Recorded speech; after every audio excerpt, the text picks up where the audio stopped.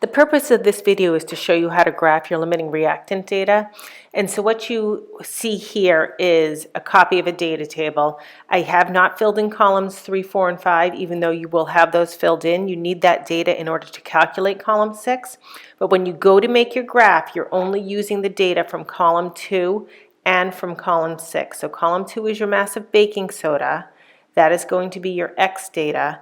And column 6 is your mass of CO2, which is going to be your Y data. I've also filled in the colors from column 7, and the reason I did that is what you need to know before you graph the data is when your reaction is baking soda limited and when it's acetic acid limited. So what I've indicated here in words below the data table is that what I saw from both the visual inspection of the balloons and from when the solution changed color is that trials 1 through 4 were baking soda limited and trials 5 through 7 were acetic acid limited. So now I have taken my data and I've put it from my lab notebook into numbers for the iPad. And so the first column here, this is column 2 from my data table. This is the mass of baking soda. The second column comes from column 6 from my lab notebook, and these are the 4 trials 1 through 4, that I identified as being limited by the amount of baking soda. And my third column are my trials 5 through 7, which I identified as being limited by the amount of acetic acid. So you need to break column 6 up into 2 separate columns: data limited by baking soda and data limited by acetic acid. So now if I want to graph this, I can select the data, go to the plus button, go down to this chart on the right that has the plus signs. That's a scatter chart. And now that I have a scatter chart selected, I can go to the paintbrush in the upper right. And I want to make some changes. I want to add a title. I probably don't need my legend, so I'm going to turn that off. And then I'm going to go to Edit Series.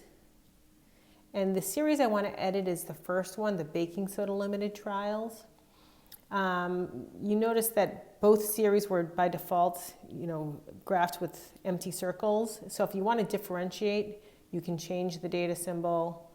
You can change the fill color. And now what I want to do is I want to add a trend line to that first series, to the baking soda limited trial. So where it says trend line, I'm going to go to type linear, and I will need to show my equation, and I need to show my R² value.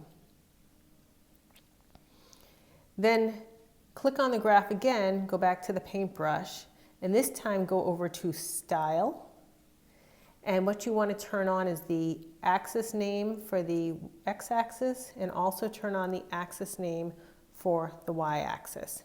So now here you have your graph. This is what you need. You do need to change the x-axis title. You can double click on that and change that to the appropriate title. You'll do the same with the y-axis title, and you'll also do the same with the graph title.